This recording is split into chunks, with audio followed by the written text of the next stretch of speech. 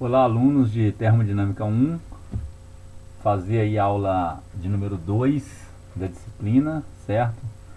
Data 30/6, ok? E o assunto são as definições, continuar na verdade as definições. A gente já começou na aula passada algumas definições, é isso? Apresentamos aí na aula passada aí o conteúdo, falamos da forma de avaliação, vamos falar hoje continuar as definições. Então, sistema, eu já falei em algumas dessas definições, vamos falar de novo aqui para ficar bem fixado aí na cabeça de vocês. O que é um sistema, então? Sistema é tudo aquilo que queremos estudar. Ele pode ser tão pequeno quanto um corpo livre ou tão grande quanto o planeta Terra inteiro, ou maior ainda, né? Por exemplo, um físico pode considerar um sistema como sendo um núcleo de um átomo ou o universo inteiro. Quem define o que é o sistema é a pessoa que está analisando, certo? Então você fala assim, esse aqui é meu sistema, é aquilo que você quer focar o seu estudo, certo? Pode ser, por exemplo, o motor de um veículo, ou pode ser, por exemplo, só o gás que passa ali dentro do cilindro. Então é você que define. Um sistema fechado é aquele que não troca massa com meio externo. Okay? Isso é um sistema fechado.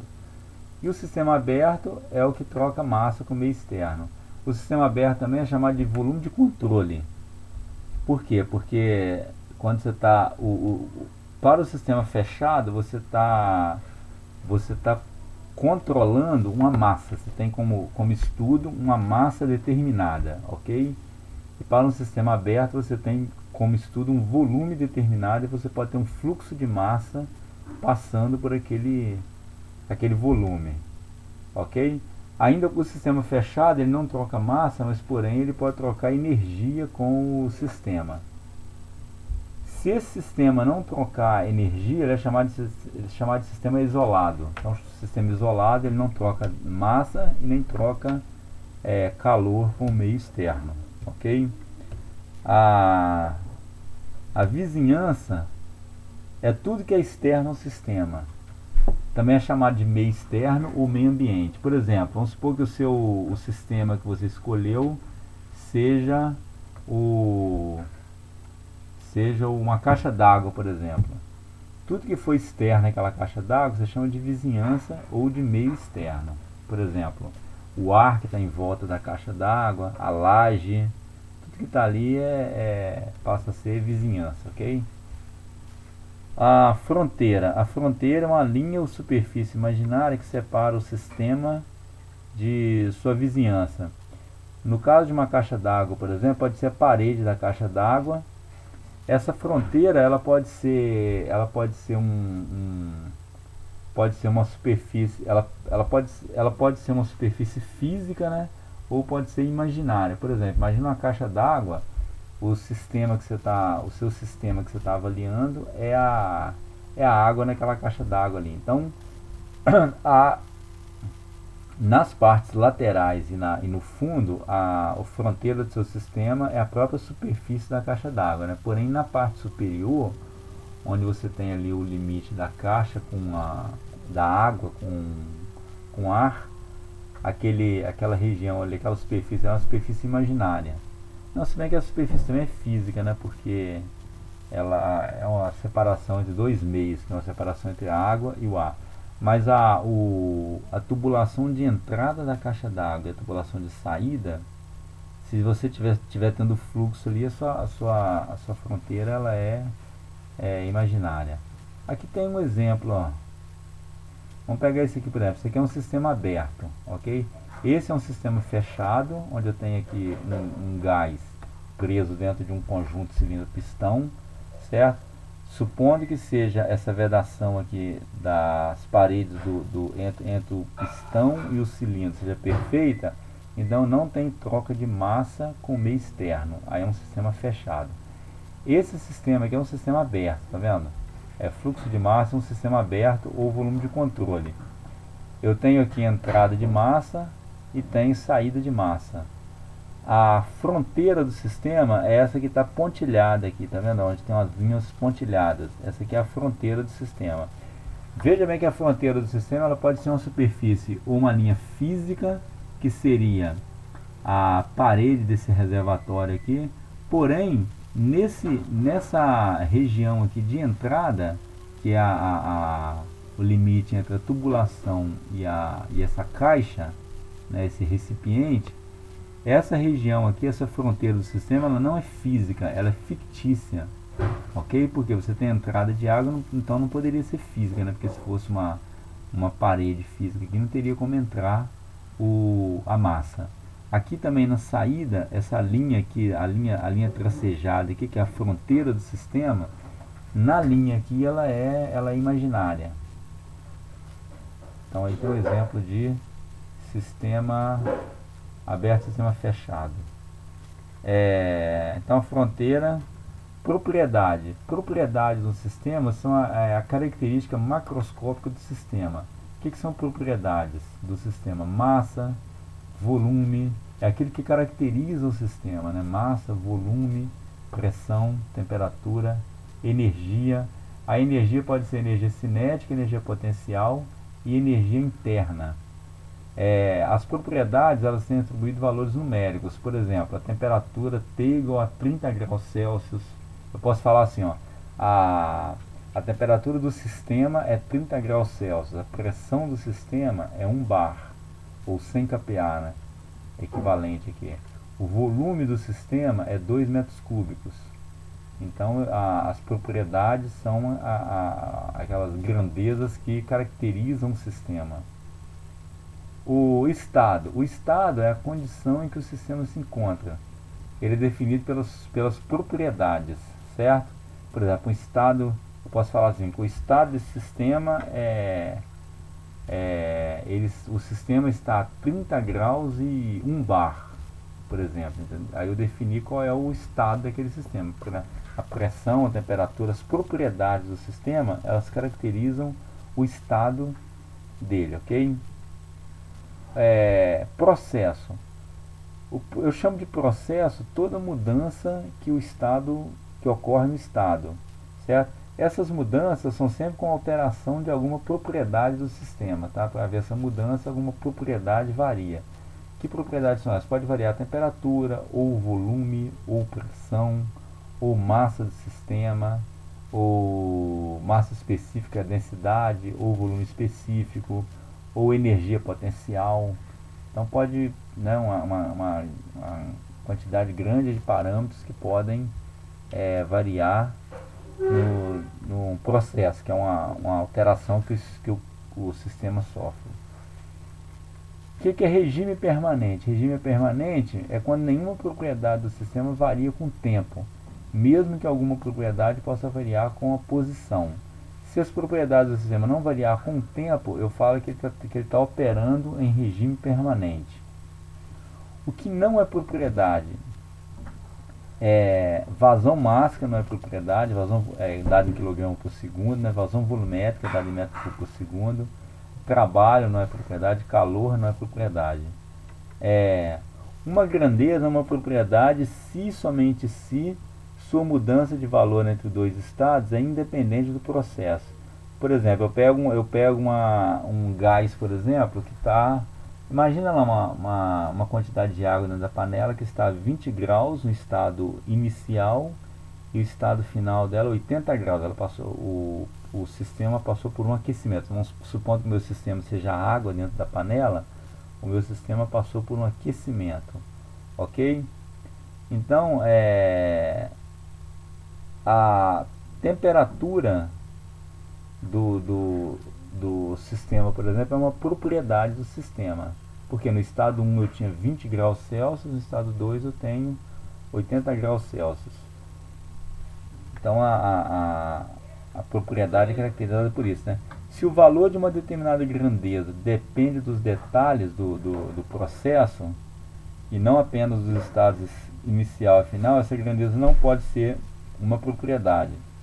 Por exemplo, o calor, se o meu sistema ali, a água na panela, o calor que a água recebeu para aquecer a água de 20 para 80 graus, o calor não é uma propriedade do sistema, certo? Ele nem pertence ao sistema, né? Ele não é uma propriedade do sistema.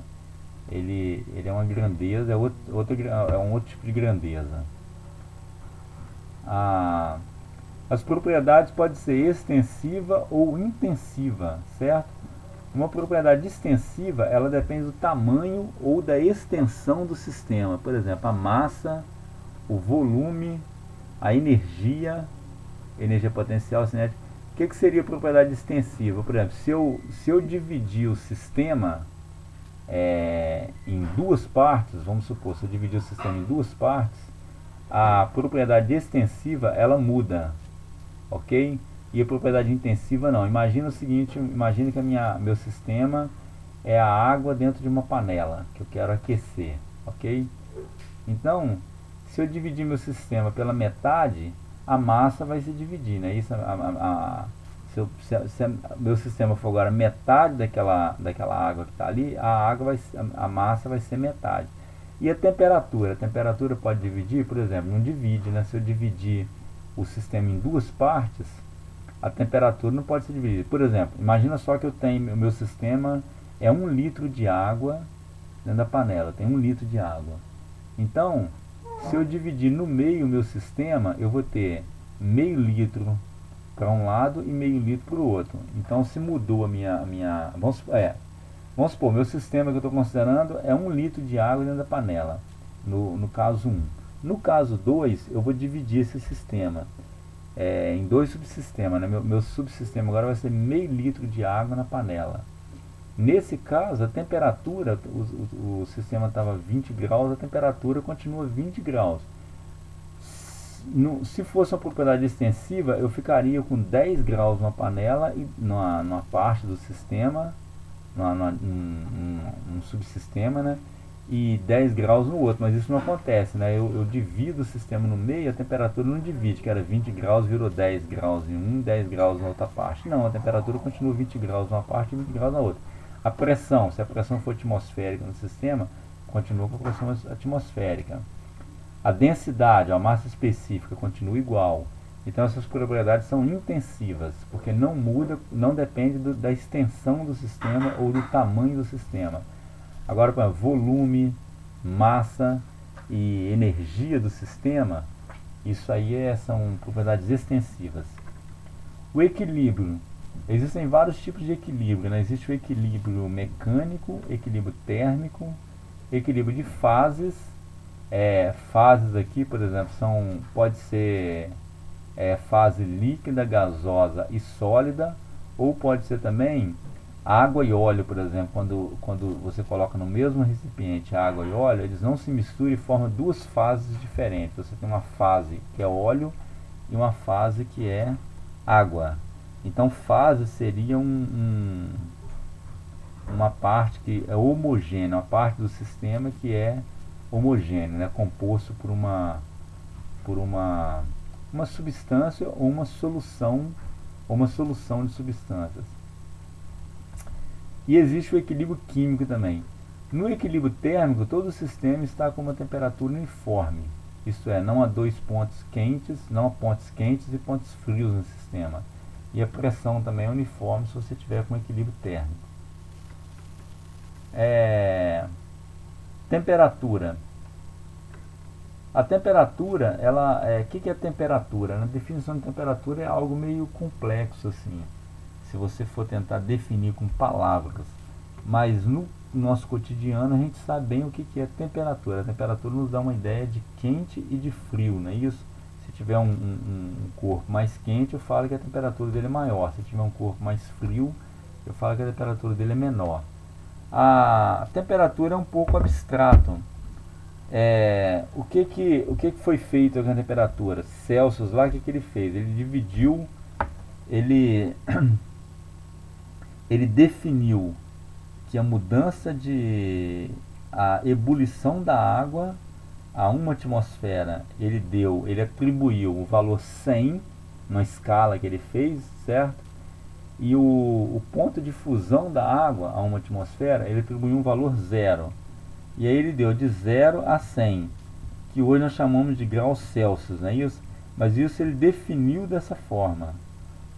Isso foi definido por ele. Isso não é algo físico que Deus criou lá. É o Celsius que definiu isso, certo?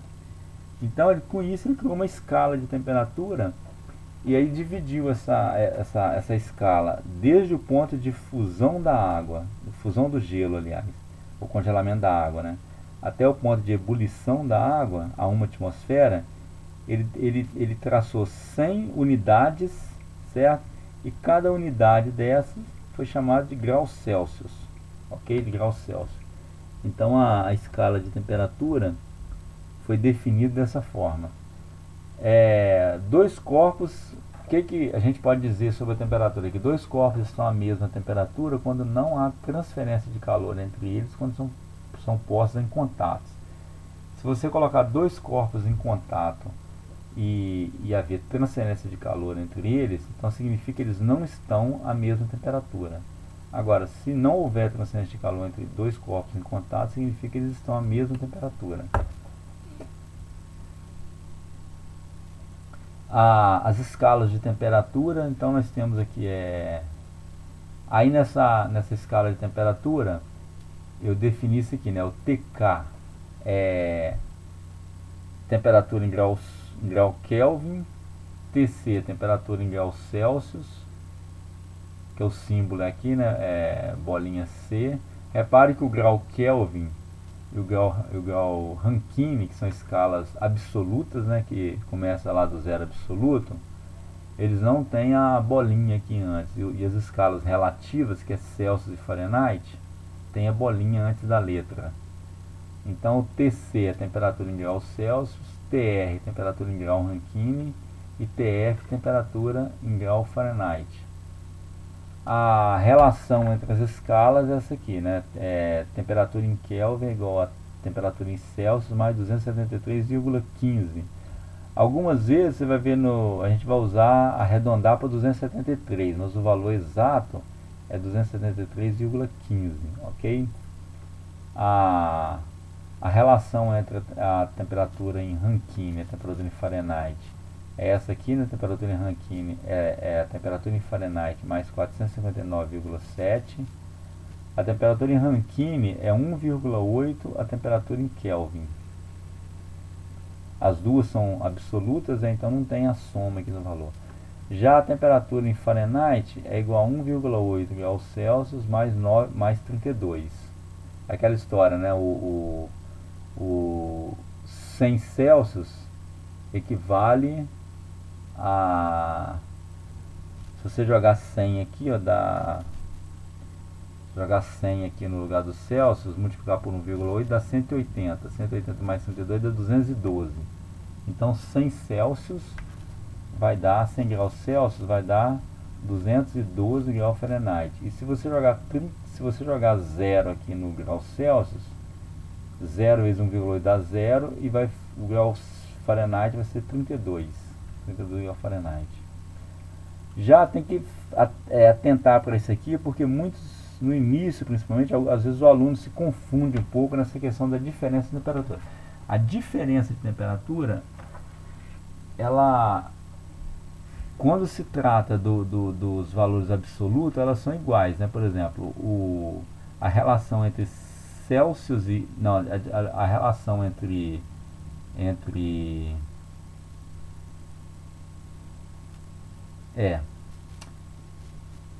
a relação entre a diferença entre a diferença de temperatura de graus Celsius é a mesma diferença de temperatura em grau Kelvin.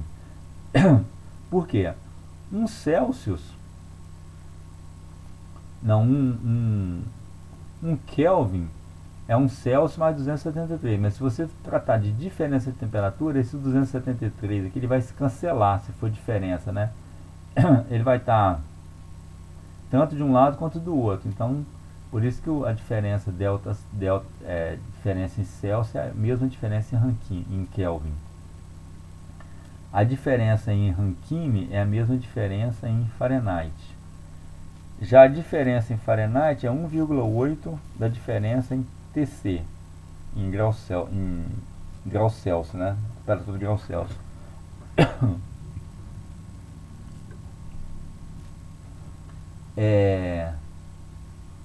As definições, continuando as definições, né? Uma nota: duas propriedades intensivas independentes são suficientes para definir completamente o estado de um sistema. Por exemplo, se eu tenho um sistema lá, se eu conhecer duas propriedades dele, é suficiente para definir completamente o estado. Quais são essas propriedades? Pode ser pressão e temperatura, por exemplo. Pode ser pressão e volume específico, no caso, né, volume específico. Pode ser temperatura e volume específico. O volume específico é o volume do sistema dividido pela massa. É o inverso da massa específica. O livro do Sengel chama de densidade a massa dividida pelo volume. E o livro do Shapiro e do livro do Mona Shapiro e do Von Euler chama de massa específica, ok? Aqui tem então um sistema fechado, o exemplo de um sistema fechado é uma mudança de estado, um sistema fechado em dois diferentes estados. No estado 1, eu tenho aqui as propriedades do sistema, que esse sistema aqui é um gás dentro de um conjunto cilindro-pistão, certo? Então o que eu tenho aqui? Eu tenho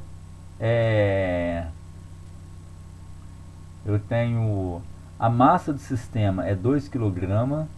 Aí, como o sistema é fechado, ele não troca massa com o meio ambiente. Então a massa do sistema é sempre constante. A massa de um sistema fechado é sempre constante, porque ele não troca massa com o meio ambiente. O que pode variar nele são as outras propriedades, certo? Por exemplo, aqui no estado 1, as propriedades do sistema, eu tenho aqui, ó, a temperatura T1 é 20 graus e o volume V1 é 1,5 metro cúbico. No estado 2, que é uma outra condição em que o sistema se encontra, tem aqui a temperatura T2, é a mesma temperatura T1, não mudou, a temperatura continua 20 graus Celsius e o volume aumentou. Era 1,5 metro cúbico no estado 1, no estado 2 foi para 2,5 metro cúbico, certo? O que pode ter acontecido aqui para esse sistema mudar o volume dele? Por exemplo, pode ter a pressão dele, pode ter variado a pressão. Poderia ter uma força aqui segurando esse pistão e essa força reduzir um pouco. Ao reduzir a força aqui que empurra o pistão para baixo, o gás ele tende a expandir, ele expande um pouco, o pistão sobe e ele assume então um outro volume aqui, certo?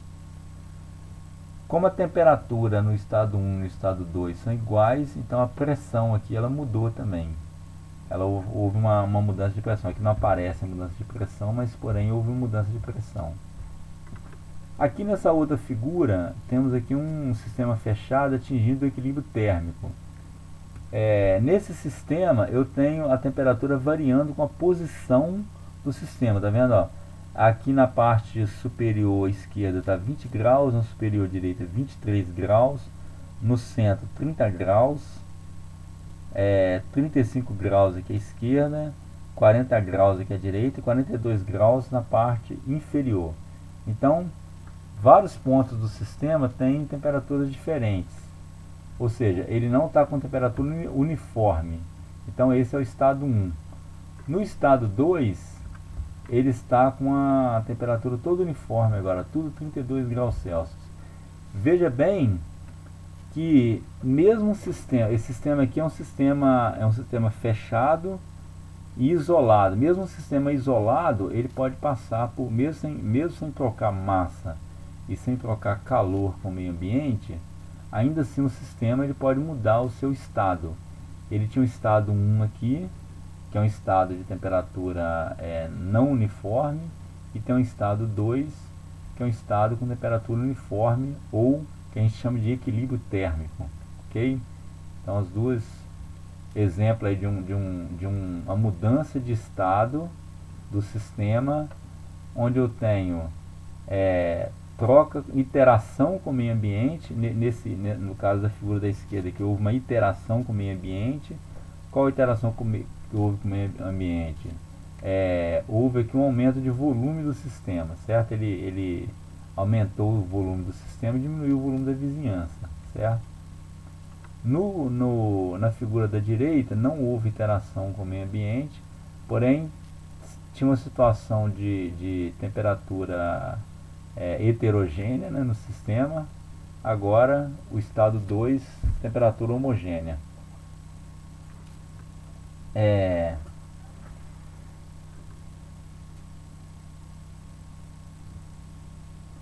Não, aqui está errado esse processo cíclico. Toda mudança pela qual um sistema passa de um estado de equilíbrio para outro é chamada de processo.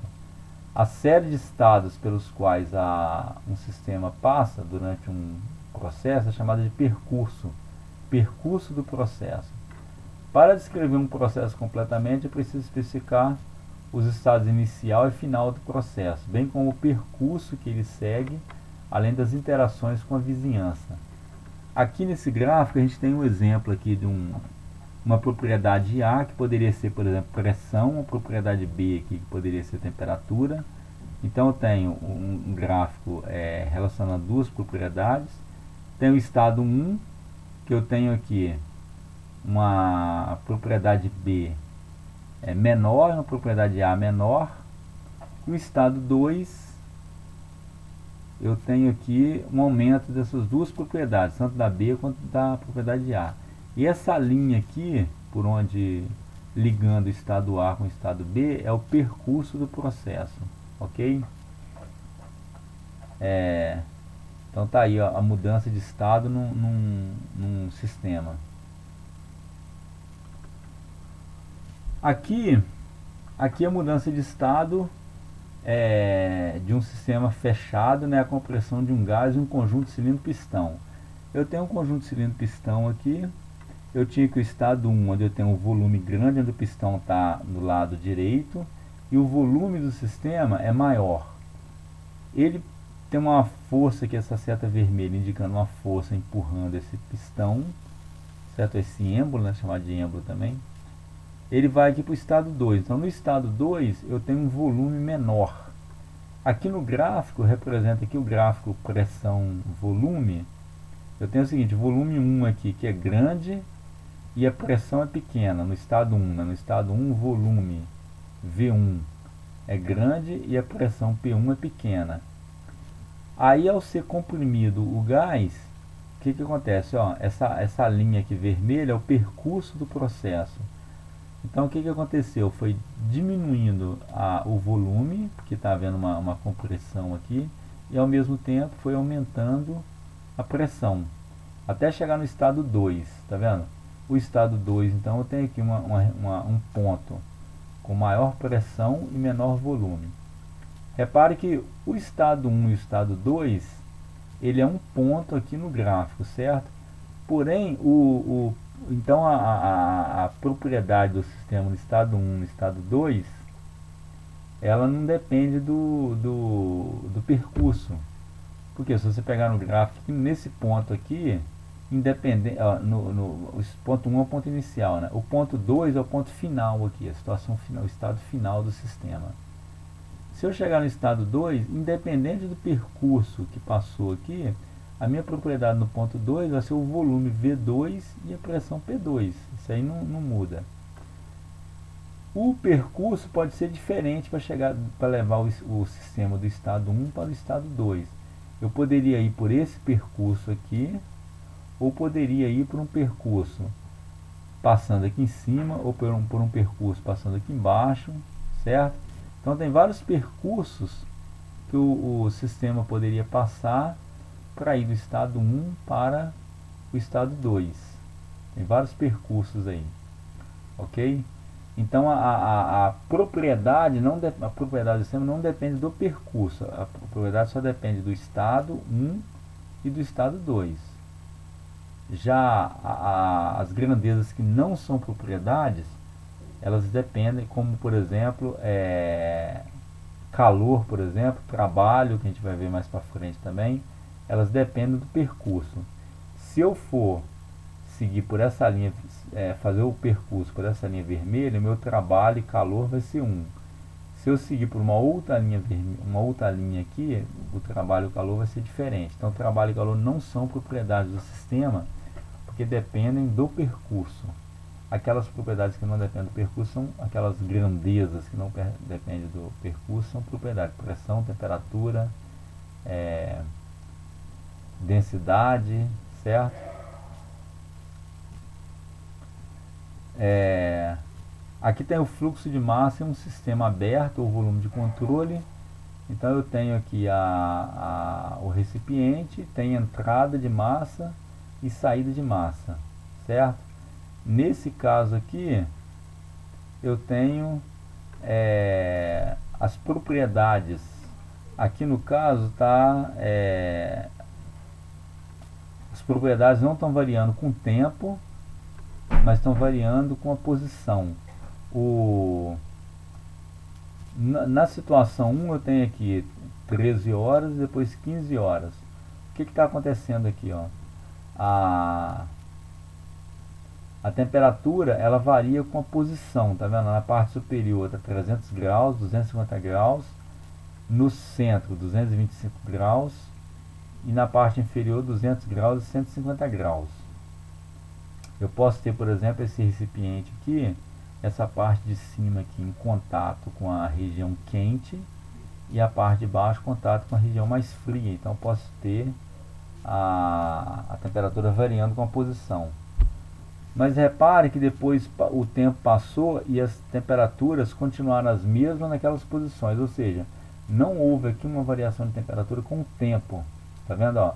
Aqui em cima, na parte superior esquerda, continua 300 graus, na parte superior direita continua 250 graus, no centro continua 225 graus, na parte inferior continua 200 graus aqui na esquerda e 150 graus na direita. Ou seja, não houve aqui uma variação de temperatura com o tempo, mas houve uma variação de temperatura com a posição.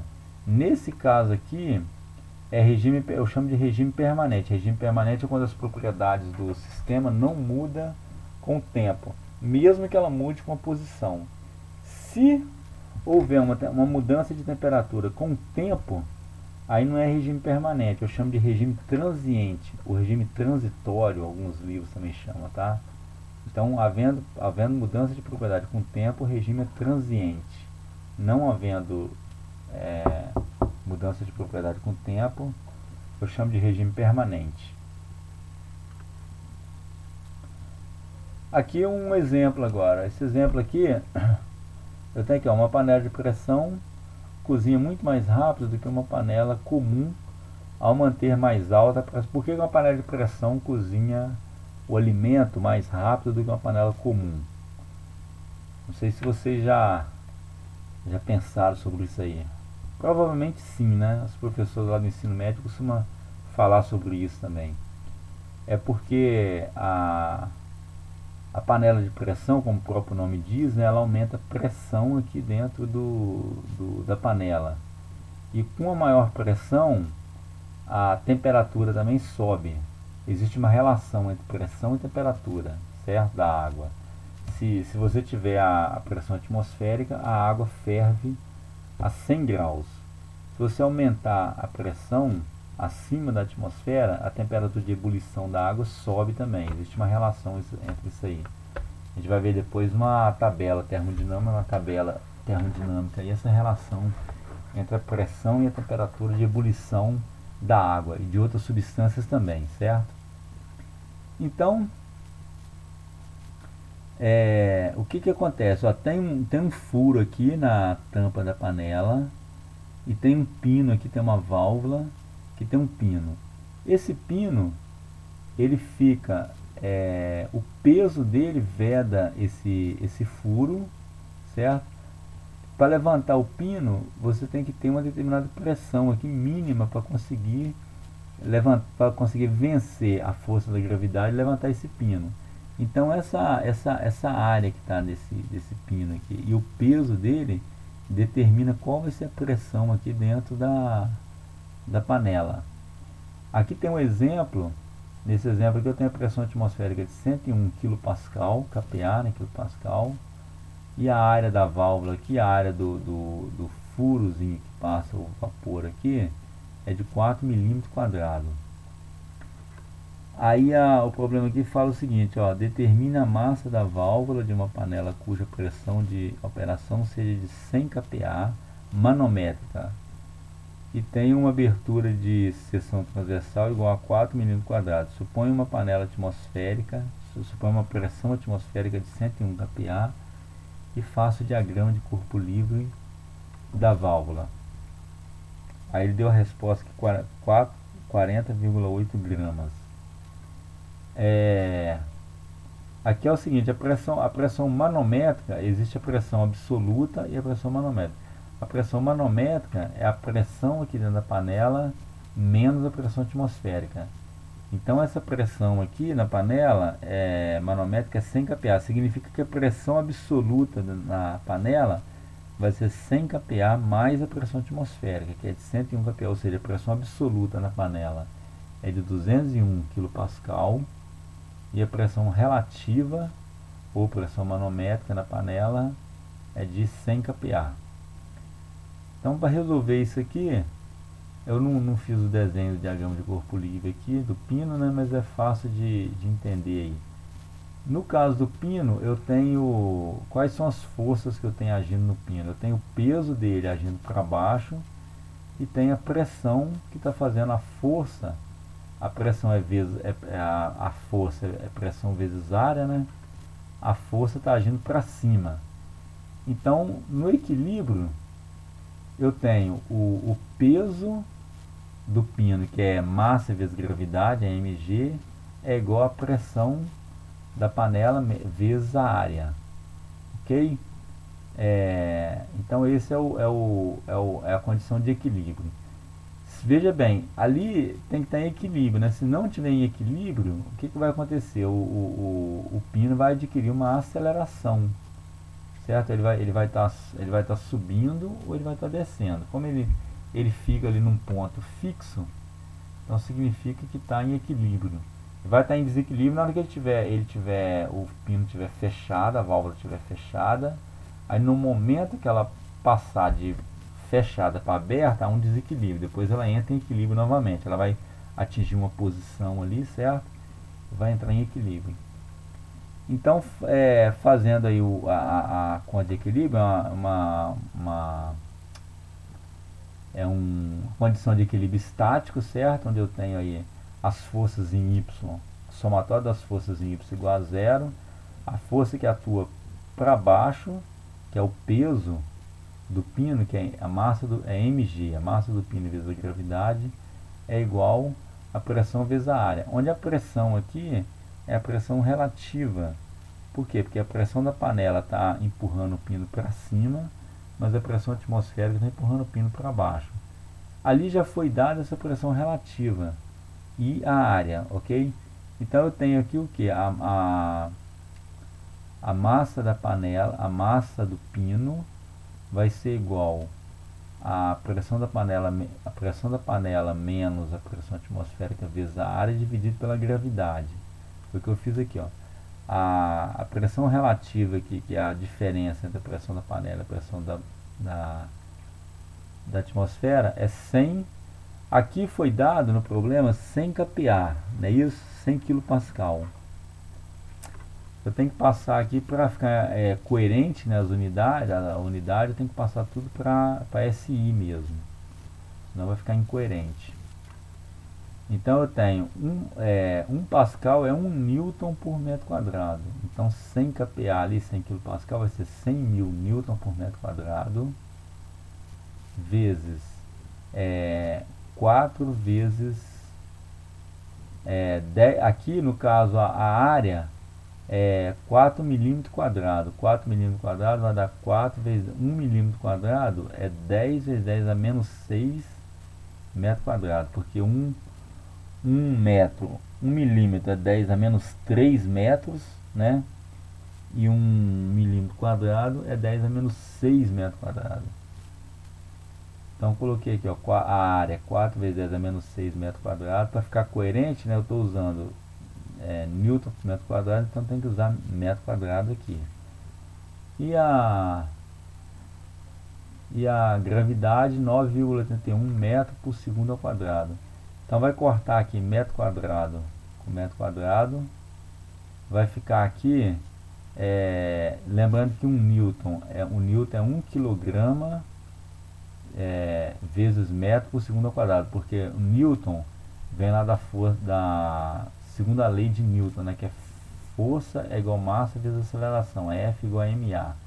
Então o Newton é a unidade de massa vezes a unidade de aceleração. Então o Newton é quilograma vezes metro por segundo ao quadrado. Metro por segundo ao quadrado aqui do Newton corta com metro por segundo ao quadrado da aceleração, da aceleração da gravidade. Então só sobra quilograma. Fazendo essa conta, 100 mil vezes 4 vezes 10 a menos 6 dividido por 9,81 vai dar isso aqui, 0,0408 kg, que dá 40,8 gramas. Então o resultado está aí, né? Ou seja, para eu ter uma panela de pressão que me dê uma pressão de 100 kPa dentro dela, eu preciso, se tiver a área aqui de 4 milímetros quadrados, tem que ter a área de 4 milímetros quadrados, ok? E com essa massa aqui, ó, de 40,8 gramas. Então se eu tivesse, por exemplo, uma massa maior, o que acontece aqui? Se eu aumentar a massa, eu tenho que aumentar a pressão na panela, ok?